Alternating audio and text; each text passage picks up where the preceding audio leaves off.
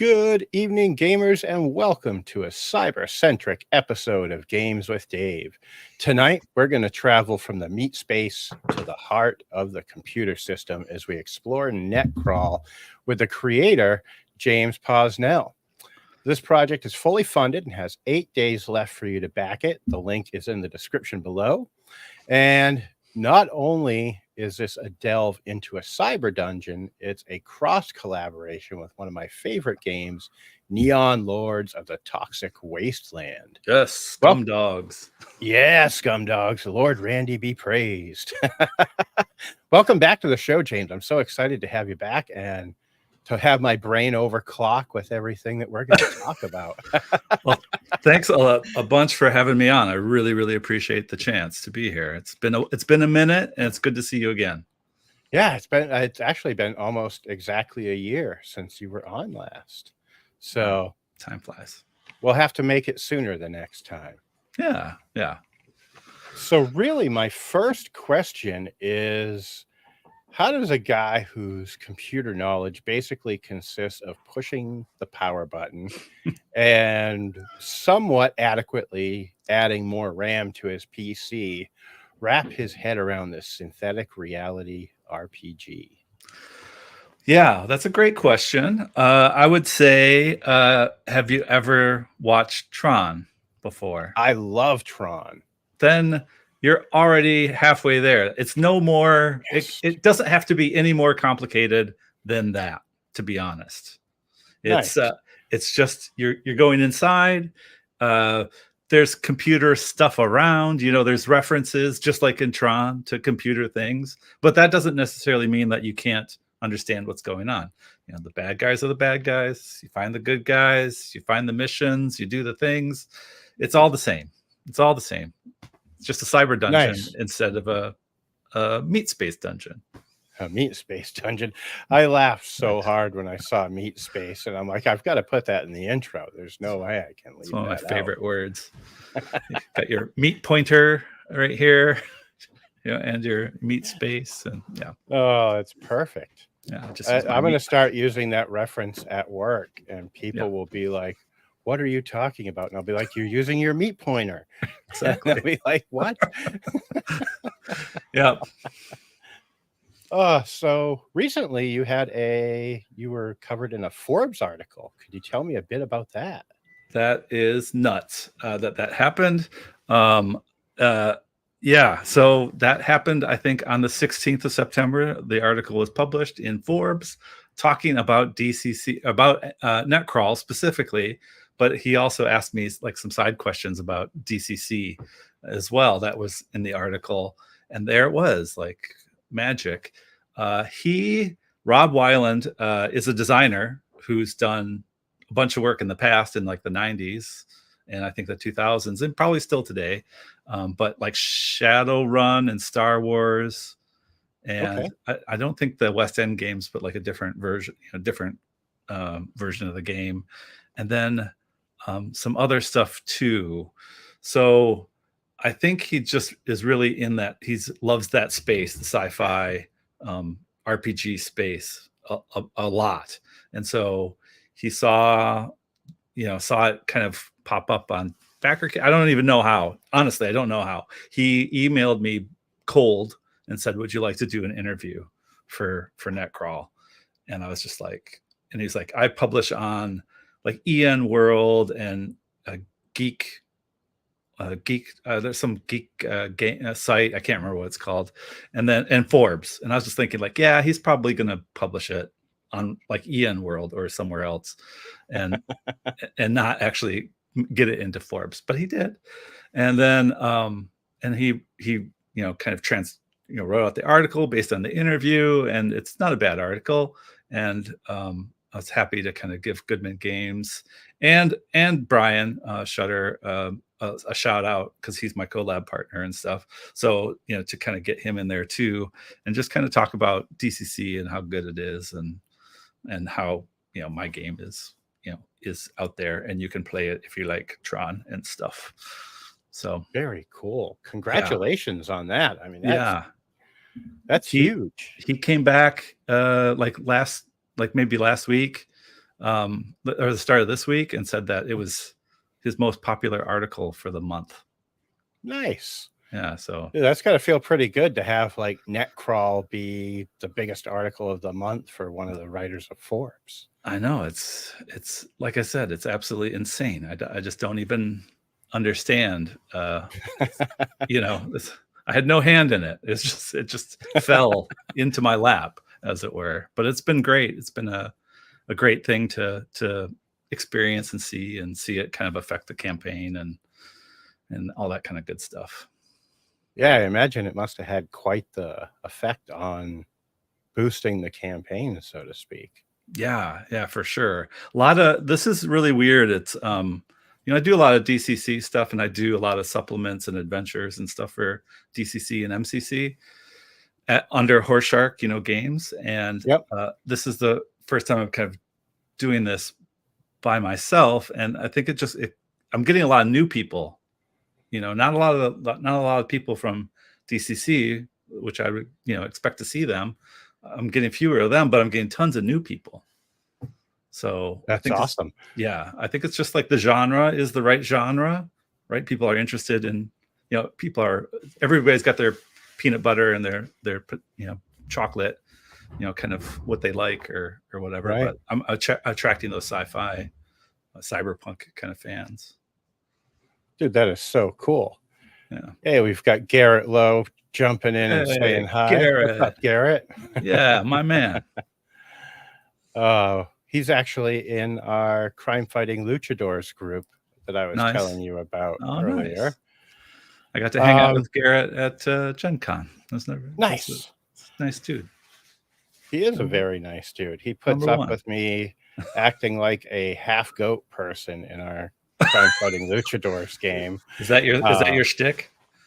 Yeah, I have the Mask of the Goat Man that was developed by Eric Bloat for Martin's newest zine. Okay. And I saw that and I'm like, oh, I've got to just pull that one over my head, and I won't torture you with it right now. But do you like sing like Stevie Nicks and stuff, or? No, I actually basically stole Jim Brewer's Goat Man to do it. Goat Man. And like even he's got It's Not That Bad. See, I had to do it for him where he's going to put that in there. I love those screaming goat videos, though. You should do some of that, just like that. Just midstream, be like, yeah. Oh, that would be too funny. Yeah. So,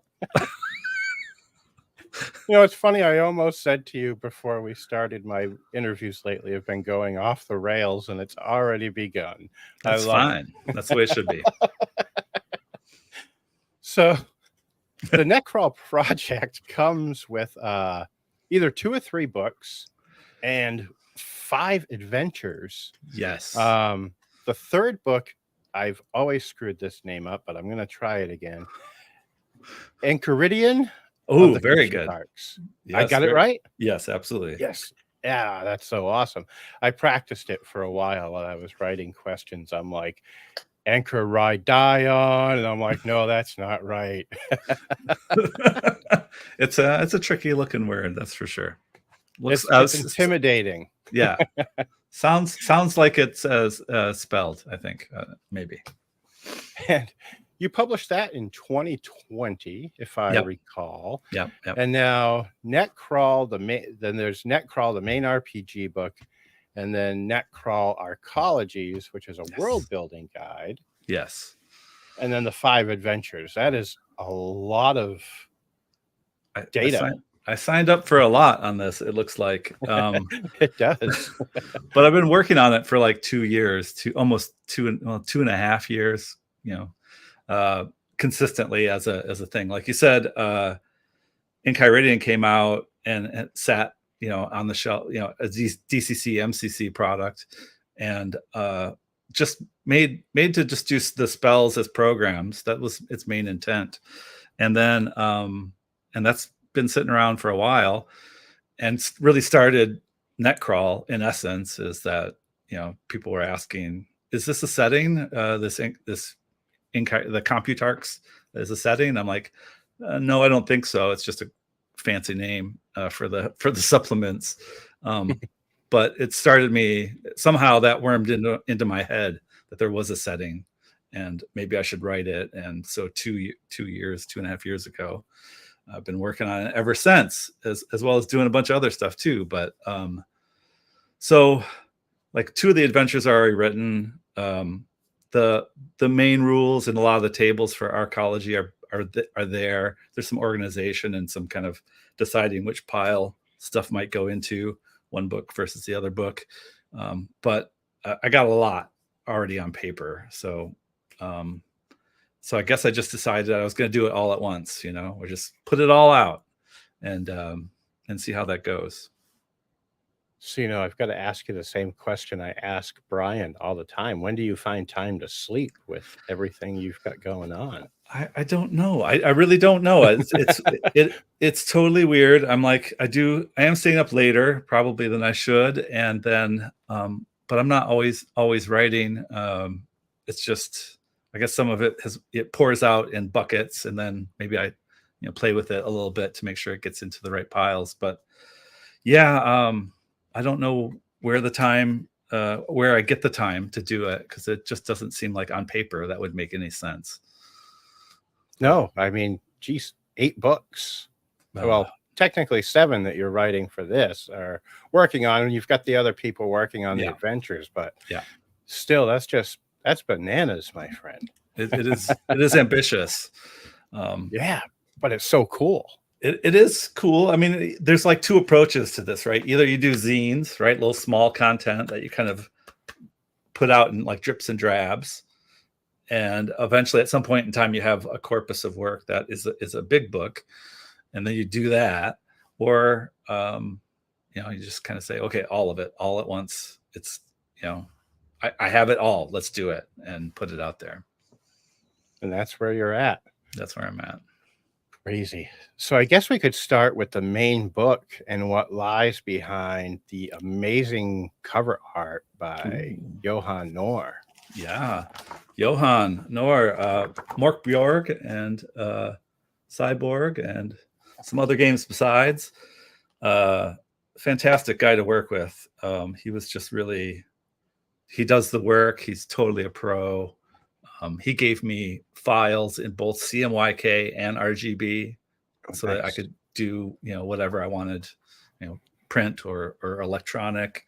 And then he designed the logo too, like kind of. Oh, wow. It's like, I was using something, across the top, and he's like, throw that away. You shouldn't use those.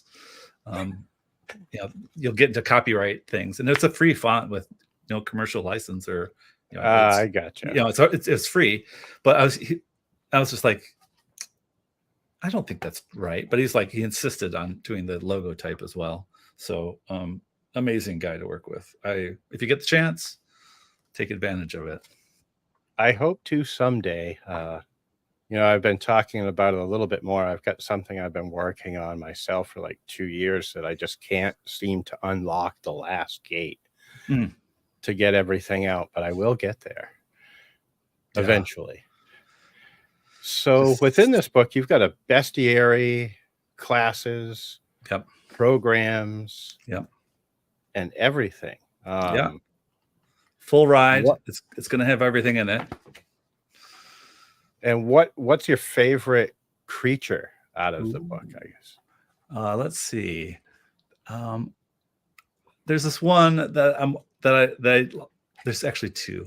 There's one that's like a nanite, right? And so like nanite's a machine, right? And microscopic machine, but it could theoretically invade the computer VR itself. And when it does that, it's huge. It's like a giant because it's bigger than the reality. Like in actuality, if you think about the size of a computer or whatever, right. This is just me just deciding that that's how they work, but they kind of break reality, and they're giants, and it's just a shit show when they show up.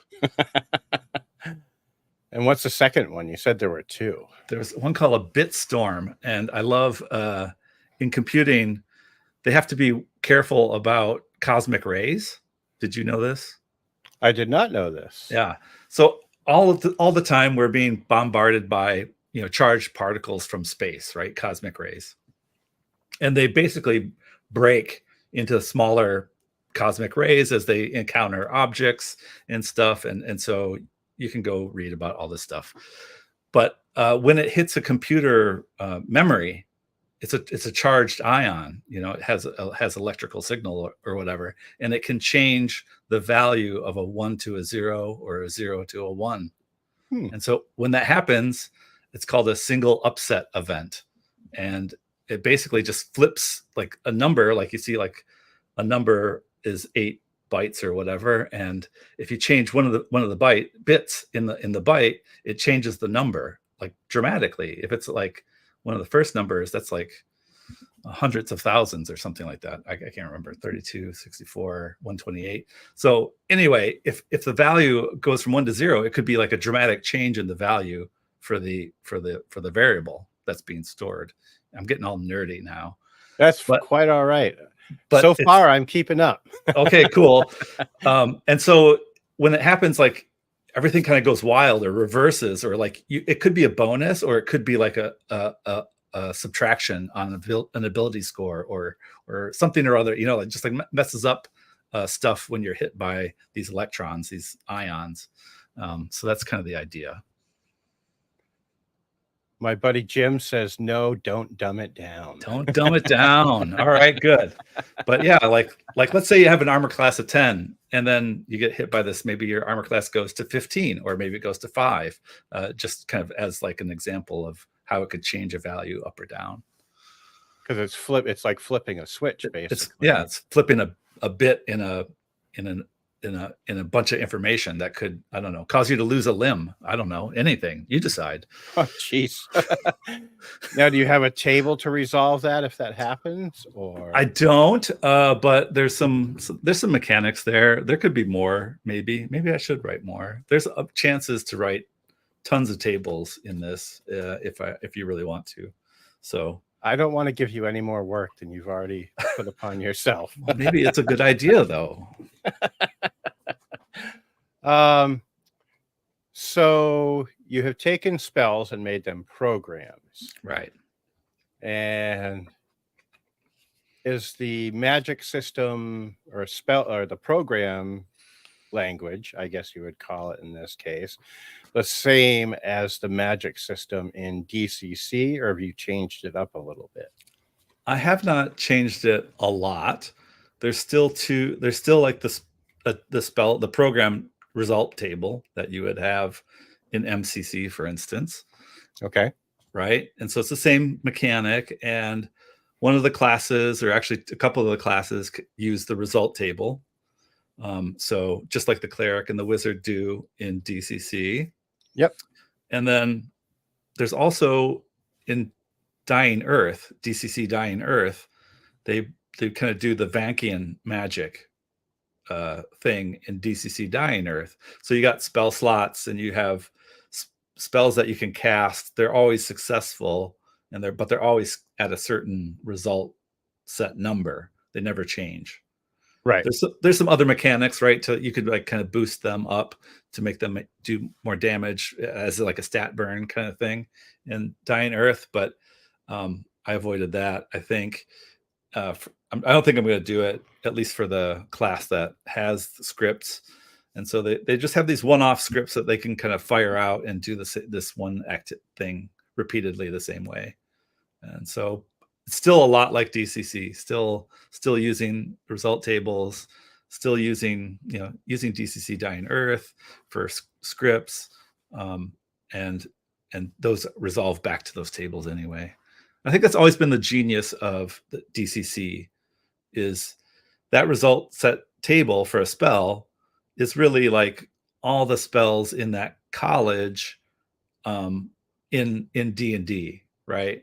Like if you're casting the invisibility spell in DCC, really you have a chance to cast anything from invisibility to like improved mass invisibility, right? Just depending on how high on the table you roll.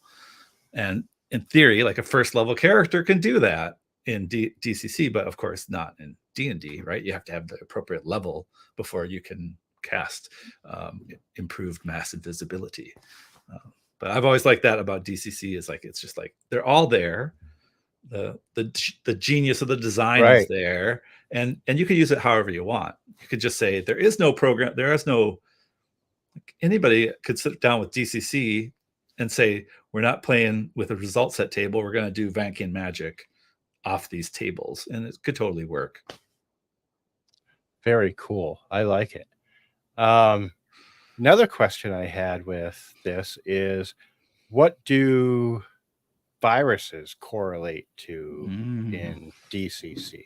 Yeah, they unlocked a stretch goal in the campaign to create a virus, which would basically, it's a couple bucks, and you can design a virus or name a virus or whatever you want to do, as much or as little effort as you want to put into it. And so, and I think that's been a fun add-on to the campaign. It's not going to make a bunch of money, but it does let people kind of participate beyond just pledging the money. They get to kind of work with me or other people to edit and talk about their creation. So, but back to your question, what are they? I look at them as kind of like a multi-tool that you can use them anywhere from like a poison, where it does some damage, and maybe there's worse effects if you fail to save, to like a disease where it's just this ongoing effect that has a higher threshold to kind of get rid of it, or like a curse in DCC, which is like, it's a minuses on stats and all sorts of other things can happen in a curse as well. And so it's just a kind of catch-all for a bunch of, I call them, malgorithms, bad algorithms that kind of have a variety of breadth in how they work. So cool. I think of things like, Snow Crash, right? Where they're the book by Neil Stephenson, where like the thing that's happening to everybody is they're getting the Snow Crash biovirus or whatever, and it's messing up people. I just lost my train of thought. I could see, I got it right back though. I could see this tying in so well with MCC because of the AI patrons, right? And then there being an AI that the players are working against, if I read everything correctly. Yeah, I mean, exactly. I think so. It's totally legitimate.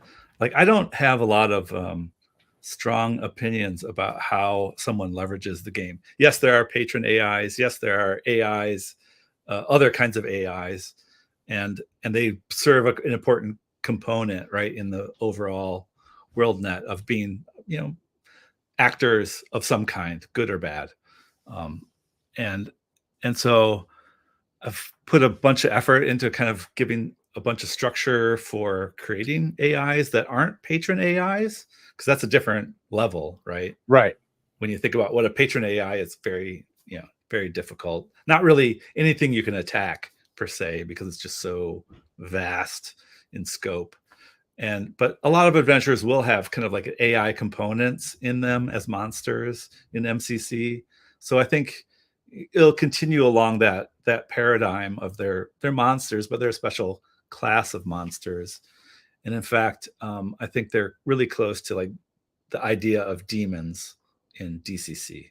So I think I'm going to lean on some of the demon archetypes in DCC to kind of further flesh out what the AIs are going to be. It's very fitting. Yeah. Have you ever looked at the critical result table for demons? No, I probably have. It's not something I've got stored up here, though. Like, you don't get to roll on it a ton, right? In general. No.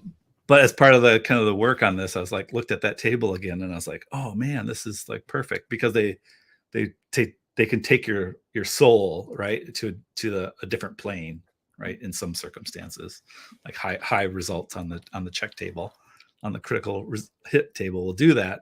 And I was like, that's just like being kind of like sucked over to a server and trapped, over there. You got to find them. Man. You got. So it's like extra planner. That's like the whole It's extra planner and it's technology. That's what Netcrawl is. When you just said getting sucked into the server, all I could picture was Jeff Bridges getting pulled into the game, you know. Yeah. And I'm just like, oh, I've got to figure out, I've got to get this. Yeah. Because I'm slowly wrapping my head around everything, like, you know, I had said with the first question. Now I feel like I've graduated to the first level of programming with this game. That's right. After this, you can also get a job. As a computer programmer. I'll go in and they'll be, what kind of credentials do you have? And I'll just slide Netcrawl and the Forbes article across the table, and I'll be like, this is all I need, baby. You need to hire me right now. That's brilliant. I love it. If that ever happens, credentials you need. Yes, if that ever happens to anybody, please let me know. Yeah, because that would be pretty spectacular. That would be amazing. So the second book is Netcrawl Arcologies. Yeah. Which is, we had already said, a world building guide with a amazing cover by Daniel Vega. Yes. That was an absolutely amazing piece. I wish I had been smarter and built a little slideshow so I could have popped it up on the screen to show people. But it gives a good reason to point them over to BackerKit so that they can check it out and see that cover. How many pages is that up to now? Because I know the main book is 100 plus. And I don't rightly know. Actually, I think I have to pull parts of that document apart. I think I'm aiming for like somewhere in the 40, 50 range for it. I don't know where, but I have no idea where it's going to end, because it is really going to just be like you're like, I don't want to create extra work for you. Suggesting tables is like, literally, that is like the best thing to hear is like, here's an idea for a table, and then, you know, get to work, right? Right. Because I think that's what it's going to mainly be, is a bunch of tables and some other kind of help and kind of showing you how to kind of weave it all together in different styles, whatever you want to do with it. You know, it's not like, I think this is, maybe I struggle explaining this, but I really don't want it to be an opinionated work that's a specific setting with a bunch of specific rules of engagement about how it works. I think that's better left to everybody to kind of not figure it out for themselves, but to pick the things that they like the most out of doing this style of, high tech adventuring inside of a computer kind of thing. Because it could go lots of different ways.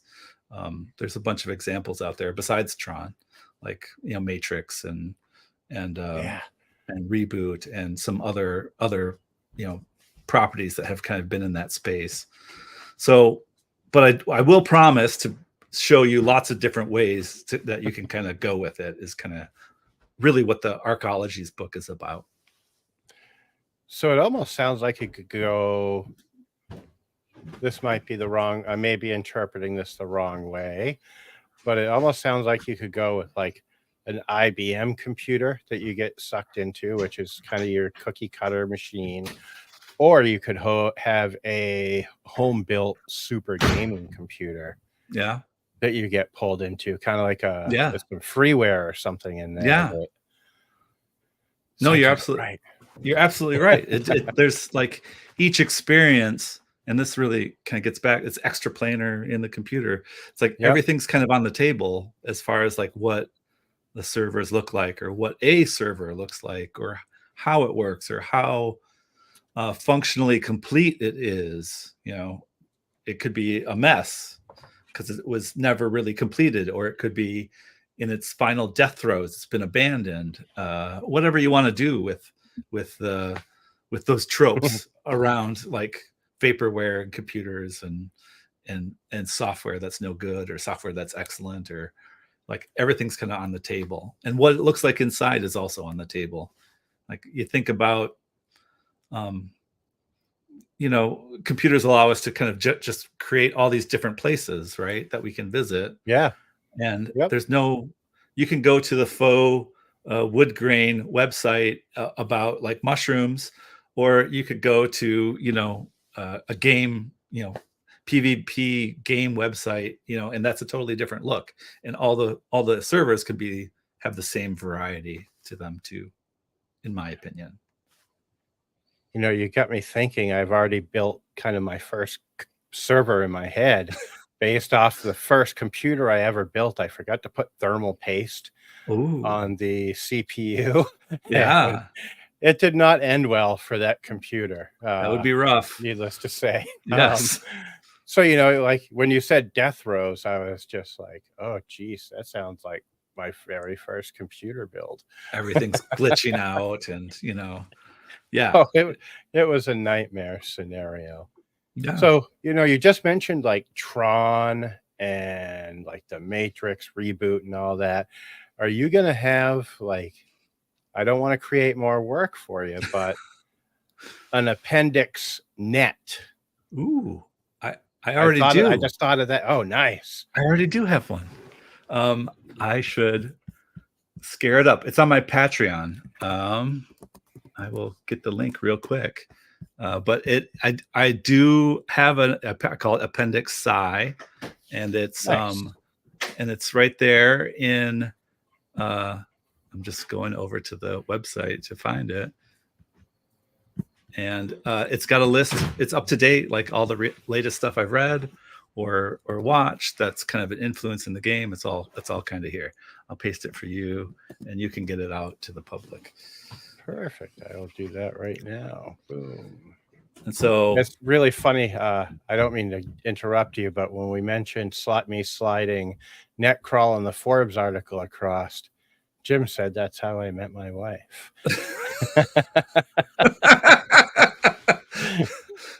That's all I need, baby.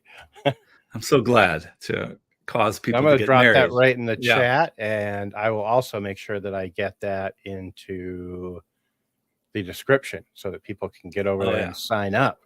Yeah, because they should.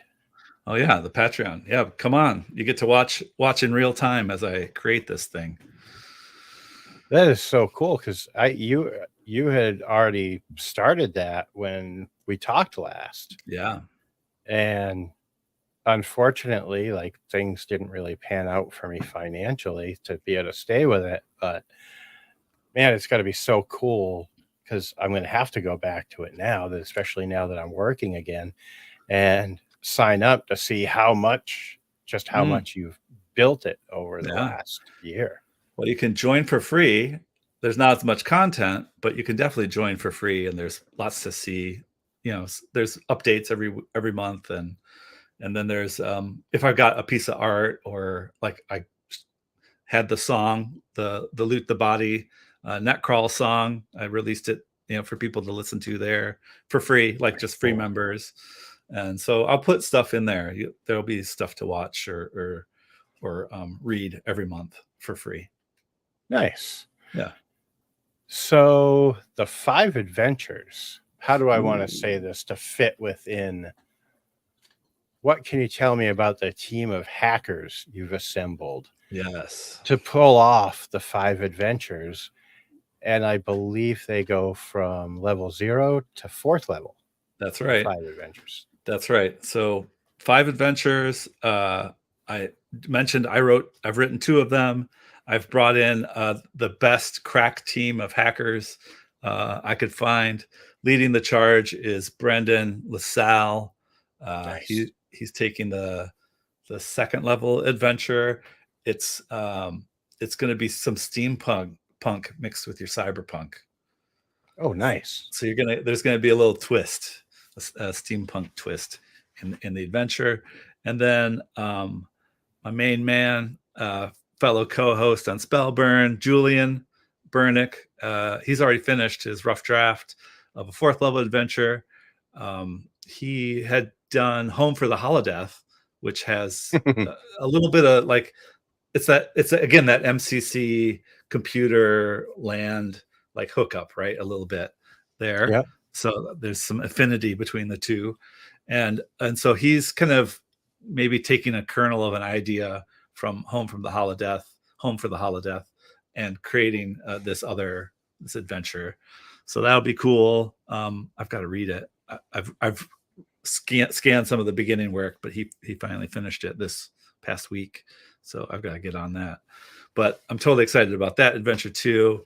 And then, not last but not least, my collab partner Brian Shutter is doing a first level adventure for Netcrawl. Very cool. Yeah. I don't want you to give anything away. I want everybody to be surprised when they dig into these. So yeah. And you just gave me the perfect segue. Speaking of Brian, you are doing a cross collaboration. Yeah. A bunch with Brian for Neon Lords of the Toxic Wasteland. Yep. How did that all come to be? Well, I think I'm trying to remember. He came on to Spellburn. I can't remember what the topic was offhand, but he came on to Spellburn, and we were talking either afterwards or something like that. And he, of course, Netcrawl has been coming up. I've been trying to talk about it the whole time for months on end. I apologize to everybody. No need. I'm trying to get your attention. But he said that he was going to release, and it came up like, when are you going to go with it? It's like October or September 3rd through October 3rd. And he's like, because I was going to launch in September as well. And then I was just like, why are we not partnering up on this? Why are we not taking advantage of the backer kit, like cross collab thing? Because that just got debuted back in, when was that, February, for the Purple Planet Horde? Oh, I did not know that. So we did the Goodman Games reprinted Purple Planet, right? Right. And then a bunch of us were tapped to write adventures for it too, which I have it right here. They were very cool. I actually am hoping I can jump on that as well. Yeah. I missed that. So there's River of Lies. This just came in a couple weeks ago. But this was my contribution to the Purple Planet Horde. And so we were all together on backer kit, and we had a group reward. If you backed 3 things, you got some dice. 3 different projects, you got dice. So I was like, why are we not doing that? Why are we not doing the cross collab together? Because his system is has a computer slant to it. He's right. The Sega 90s platforming era, and then wrestling and a post-apocalyptic and Guar and whatever else he's throwing in there. But I was just like, here we are. We're both kind of doing computery stuff, and we could just totally make something that between the two of us that would work for both systems. And so we're both writing 2 sides of an adventure. They're all modular adventures, so small, a couple hours or an hour to run. And then you'd run, some of it would be written for Neon Lord, the other half is written for Netcrawl, and then we have a conversion guide so that you can run the other half of the game in your system, in whatever system you want. So cool. Yeah. That is genius. I mean, yes, and I'm so glad he took me up on it, because it's been, it's just been great to have a partner, that's in it with you. It's really different. Right. You do a Kickstarter on your own, and you're just kind of you have, of course, your friends and your close allies and stuff out there that are cheering you on and stuff. But to actually have somebody who is launching at the same time as you're trying to throw support towards one another, because in the end it benefits you both. And so it's just been a really great thing to do, and I highly recommend backer kit for this cross collab thing, and for a lot of other stuff too. I think the back end of the platform is amazing. It's so much stuff in it. Right now I'm streaming to my backer kit right now. Nice. That is so neat that it's crazy. Works together. Yeah, that is crazy. And kudos to them for being so innovative. I mean, I don't know of any other crowdfunding platform where like you and I could share stretch goals and stuff like that. Yeah. Yep. Have them work together. It's really they're up in the game. BackerKit is. They're smart cookies. That is very smart to do because, like you were saying, instead of having to kind of be off in your own little world doing things with working with Brian, and I'm sure vice versa for him, you've each got a sounding board of like, hey, how do you think this would work in this scenario in Neon Lords? I really like the way it would work in Netcrawl, but what do you think of this? And that is so cool. Highly recommend. It's just been a really great experience, and Brian's been a great guy to do it with. Dude, Brian's awesome. He really is. And it looks like Garrett has a question. It says, James, after backers have books in hand, are you planning on running any games online? I'd love to get in on something like that. I will hope to do it before people have books in their hands. It's been on my to-do list of kind of, I think someone actually asked in the BackerKit, like, will there be some live plays or whatever for the game? And I want to do it. I'm just losing my mind right now. So running this campaign and working and all that other stuff. So it's I think it'll come soon. If not during the campaign, then after. Keep track on the Discord for Netcrawl, because that's where I'll probably announce it. I'll put it on Facebook and other places too, and probably send it out on the BackerKit email system that I'm running some games. But I promise to run some online games, maybe record a live play here if I can get my act together, and get some examples of play out there. Hey, if you need help with it, let me know. I'd be more than glad to help with helping you stream it or however you'd like to do it. And I'd love to play. I think there you go. Super fun. I don't get to play enough games. That is one thing. We do have our Crime Fighting Luchadors game coming up soon. So you'll have to tune in and watch me goat out. I want the goat screams. You got to promise me. I'll have to work on it. I can't really get my voice that high pitch to do a good goat scream. Yeah, I'll send you some some emails, some videos. You can watch those, and I'm sure you can find one that's perfect. I'll record it for you too of me doing my practice so you can hear the evolution of the goat scream. This is perfect for content, behind the scenes content. Behind the scenes with the goat screams. I love it. We're coming up with a bunch of great ideas tonight, James. I'm telling you, we're on fire.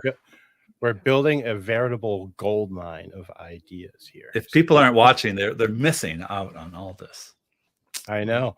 Garrett and Jim are getting the treat of a lifetime being tuned in here. So. Indeed. Oh, I need help. I'm telling you. The fact that I do goat out, but we're going to get back to you. So you've unlocked a lot of stretch goals already. What ones are you most excited about that you have unlocked? And what can you tell me about some of the fun ones that are still to go? Yeah. Well, I mentioned the creative iris, which is probably the funnest thing. But like second up would probably be the map, the WorldNet map that I commissioned before the campaign started, and is the stretch goal is a poster, so a folded poster, probably inside the book or along with the books or whatever, of the WorldNet, and it's by this guy from, I think he's from the Philippines, Lucius Filimus. He's got like a techno name that he goes by, and he's into all this cyberpunk stuff. So he has, some sort of Blender application. I think he put in, the dials and turned the dials and did the things, and poof, the WorldNet was born. Wow. So I'm excited to get that on a big piece of paper, to kind of go along with the project. And then upcoming, I am both terrified and excited for the GM screen, which is coming, which feels like it's probably going to happen. And I was thinking like, nah, it'll never happen. And then I'm like trying to get pricing on this. I'm like, oh, why did I do this? So, but it's going to be that great. What has you terrified is the pricing yes, or yes, yeah. Yes. As I was going to ask why you were terrified, and you kind of beat me to it. Yeah, I was like, oh, I'll never get there anyway, so we'll just see. And then, of course, we're inching up on it. We're about to break the 40,000 mark, I think, soon. It's getting close anyway. A couple thousand away. Sorry, that's nuts. We'll do some character sheet pad for that, and that I do know how much will cost. But but it's a good way to go out, like a big kind of costly item to add on to the top of the campaign. I'm not sure we'll get to 50. I'd be really, really super surprised to get to 50. I think that would be insane if it does. Maybe I'll throw in something. I haven't decided. If we're close, I'll announce that there's something for 50. Besides, very cool. You never know. Yeah. You never know. Forbes article part 2. And ooh, wow. Then you'll just go cruising. Man, he also was like, after he's like, I'll also do a review or whatever. You send me a copy, so. Well, that should help. That should even help. Like at the post. I'm so used to saying Kickstarter that I can't help but always almost say it. Yeah. Because that's what everybody used for the longest time, and now you've got them both going, and I feel like Kickstarter is starting to lose ground. Really. Yeah. It was I've really seen a lot more creators moving over to BackerKit. Yeah, it was so ensconced, right, that it was a verb, right? You're Kickstartering, you're like all sorts of stuff. I don't know if that's going to be like, I've switched over to just say crowdfunding. That's what I say. Yeah. Now. Yeah. Even with our fulfillment stuff, I initially, when I had first come up with the idea, it was like mainly fulfillment, Kickstarter fulfillment company. And now that doesn't work. So I've had to like change what I say. And it's like crowdfunding fulfillment. And it's like, so yeah. But what has been the overall biggest challenge for you in designing this game? That's a really great question. I think it's just trying to. I think the biggest struggle is really just not that you're doing a bunch of. I'm producing a role-playing game, which I thought I would never, ever do. It's like I was very content to write some adventures and some like rules to add on to DCC and that kind of stuff. But here I am like writing the full thing, something that someone's going to buy and play at their table. And that's it hits way differently mentally than just writing, content for a game. And so I think the hardest part is just like you want to make sure that everything gets tested and that it works right and that it's easily understandable, that it's not like at the beginning of the show, you're like, how does somebody who doesn't know anything about computers want to play this game? And I really, that's the biggest fear, is like, I don't want anyone to feel like they should be afraid of the content, because it's just basically adventuring somewhere, right? It's just a different place, and different terminology is really the only thing. It's like, I guess, fantasy is very, very comfortable as a genre, right? Like you can step into a fantasy game in any kind of role-playing game format, like styles of mechanics, and you don't have to like invent a science or like logic in order to play that game, right? But as soon as you play like Traveler or other kind of sci-fi games, the fantasy elements have now become applied science. And so why does it work that way? That's a natural question that's always going to come out of some player's head. It's like, well, why does it work like that? It's like, well, because I said so. It's freaking magic. Leave me alone. Just deal with it. Just deal with it. But that's kind of like this extra layer on playing like realer, closer to real world and close in science fiction games. It's like you have to come across like you got the science of it together. You're not bullshitting everybody, because a lot of people know about science and stuff like that. I'm sure if it was I mean, it's what you do for a profession, if I recall. That's true. You should have seen some early early work in this space. I was just like, oh, I'll make a magic system that's like a vocabulary style. Some people do that, like with rune chits. You cast a spell by pulling runes and interpreting them or whatever. It's like, I'll do something like that for computers. And then it's like starting to write like a computer language for this game. And I was like, wait a minute, stop. No one will want to play this. That will be nuts. I would still give it a try for the job. If I had to throw like the and or an if in there. No, nobody wants to play that. And so it was really like, just I have to make sure it's always fun, that it's about the story. It's a story inside of a computer. It's adventuring, it's dungeoneering, it's just somewhere else. So don't freak out too hard. It's going to be fun. I don't think there'll be any need to. And my kitty's coming to visit us. Oh, my kitties are here. There goes the tail. Yes. The antenna. She's sniffing the microphone now. Come on, kitty. Get your butt. No one wants to see your butt. I don't think you have ever had a problem with fun. Hi, come here, silly. Come here, silly girl. You don't need to be up there. Oh. But no, you've never had a problem with making things fun. So it's you think about it real hard when you're making a game. I think that's the thing. Yeah. Right. It's like, now it's different. It's different, way different. It's your name's on it, and it's you're publishing it, and it's a game that someone could play at a con or run at their home or whatever. It's just it just hits way differently. And so you want to, like everybody, you want it to be as good as it can be. So speaking of playing games at a con, what do you think that will be like? Say you do go to PAX Unplugged and you walk into a room and there's 4 tables of Netcrawl going on. That would be so crazy. I guess it could happen. I would think it would be surreal as all get out to see that, like, whoa, look at these people loving my game. That would be nuts. I think every day is like a new thing to get used to. So because it's been a little wild. This month has definitely been wild, and so now I guess it's just going to continue. It's good that new stuff to get used to.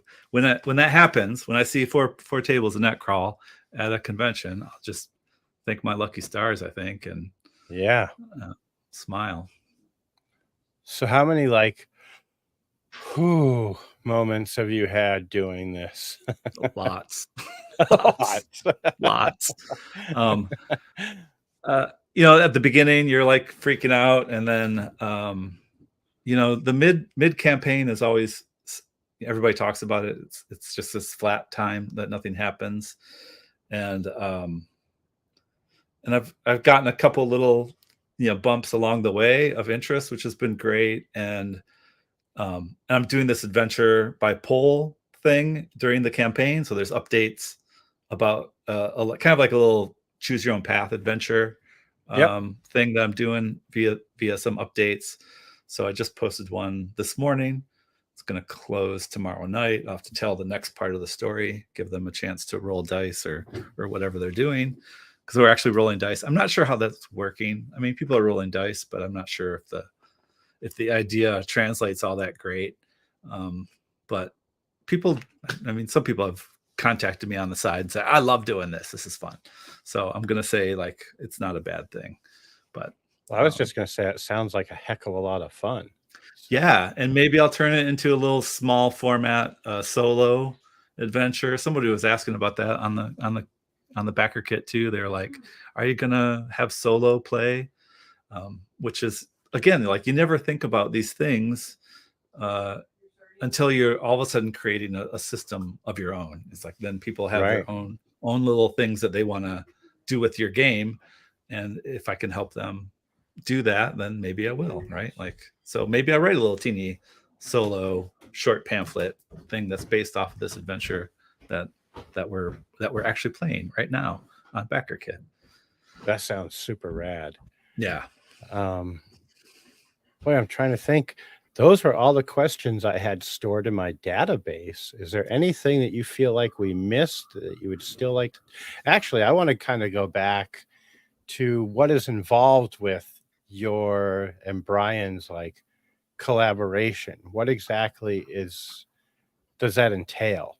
Yeah. For folks that might be wondering. Right. So this is one of the things where BackerKit's probably going to improve it, but we really wanted like the cross collab achievements. We wanted to continue to track with each other, to continue to like have both of our backer amounts unlock a goal, right? Because there's only one value in BackerKit, which is you fund. So we both funded, which means we're making this adventure together. And so I've written a bunch of it already, and he's taking it and he's writing his half.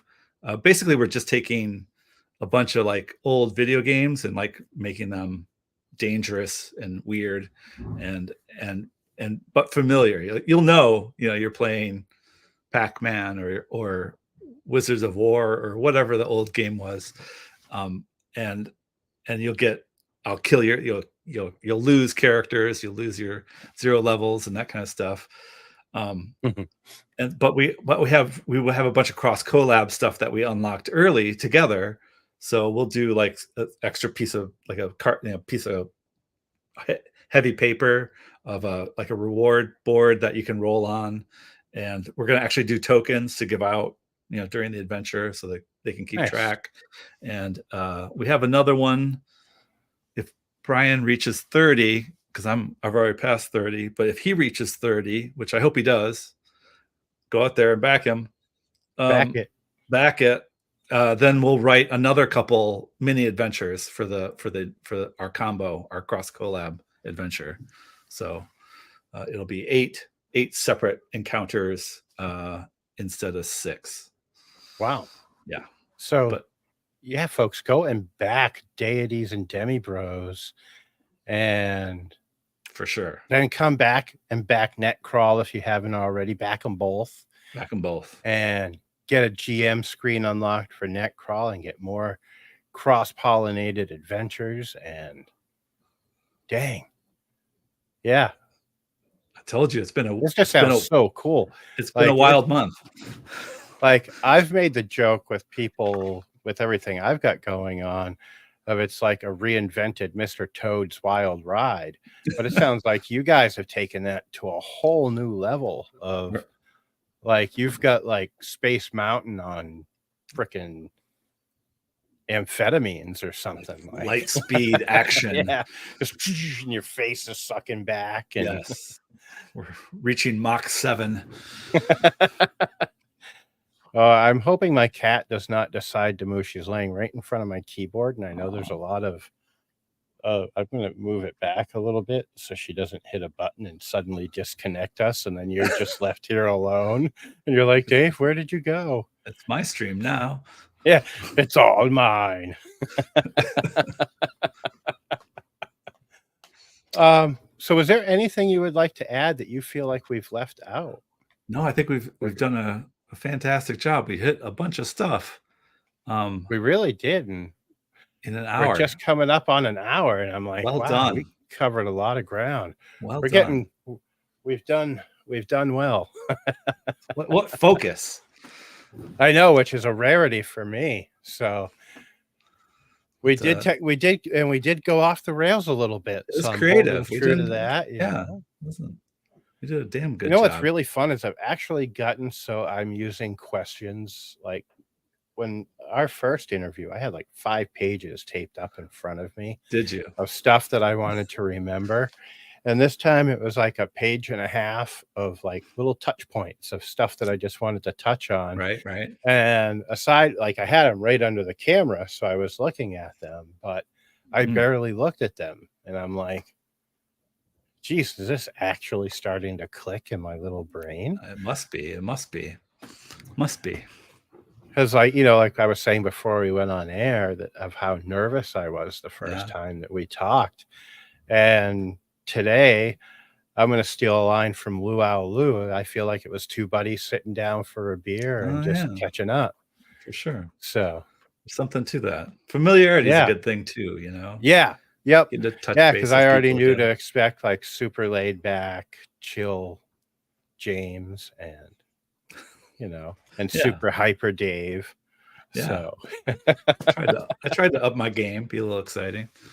Oh, you did great. So and we had Jim and Garrett. Geez, how could I almost forget his name? Now I'm going to hear it when we play our freaking crime fight. Yeah, my brain is. I bragged, you see, and now everything's falling apart. Like throttle your goat neck. Yeah, I will practice the goat scream, so you'll have to watch the next stream of Crime Fighting Luchadors, and I apologize in advance, Garrett. Yeah. It was James's idea. So sorry. What can you do? Well, all right, my friend. Yeah. James and Garrett, thanks for tuning in and asking some questions. And Jim, I'm glad that James was able to help you meet your wife in such a fashionable way. So timely. And folks, we will catch you next time. James, thank you so much for coming back on. Thanks it again. has been an absolute blast. And if you enjoyed this episode, be sure to give it a like and maybe drop a comment in there to make it hit the algorithm a little harder. And be sure to tune in Friday night at 8 p.m. Eastern when I talk to Irvin Morales. Nice. And yeah, folks, have a great night. I'm going to get out of here before I start babbling, and have a good one. Take care. Take care.